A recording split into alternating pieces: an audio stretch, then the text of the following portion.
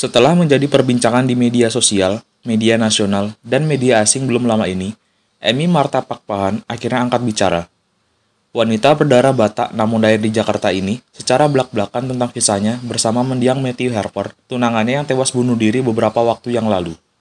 Raut kesedihan masih terpancar dari wajah Emy. Bahkan, saat menggelar jumpa pers di Denpasar pada Jumat siang tanggal 28 Januari 2022, ia tampak terus menghela nafas panjang.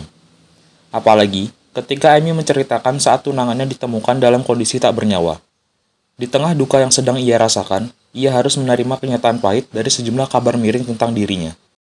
Emy dituduh membunuh tunangannya asal Inggris yang semasa hidupnya sering mengalami depresi dan berhalusinasi.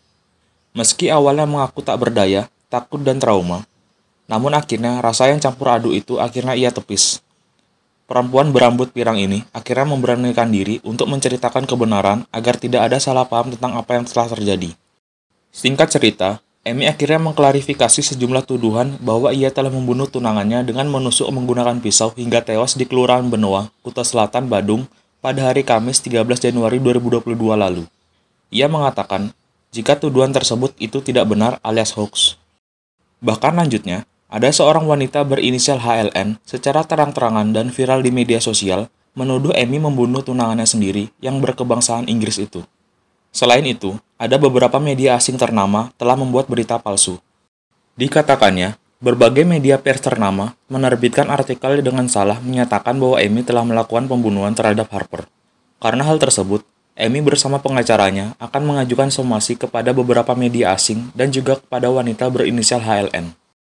Bahkan dalam pemberitaan di sejumlah media itu, Emy bahkan sempat dikabarkan sudah ditahan atas dakwaan pembunuhan. Faktanya, ia tak pernah ditahan. Kepolisian di Bali pun telah mengadakan konferensi pers secara resmi bahwa hasil penyelidikan didukung sejumlah bukti bahwa Harper secara murni melakukan bunuh diri. Bahkan akibat tuduhan itu, Emy mengaku reputasinya telah hancur. Dengan air mata yang terus menetes, Emy mengaku jika saat ini ia mengalami kecemasan yang parah. Tidak sampai di situ, untuk mendapatkan bantuan asisten rumah tangga saja sangat sulit karena tuduhan dari beberapa media asing itu.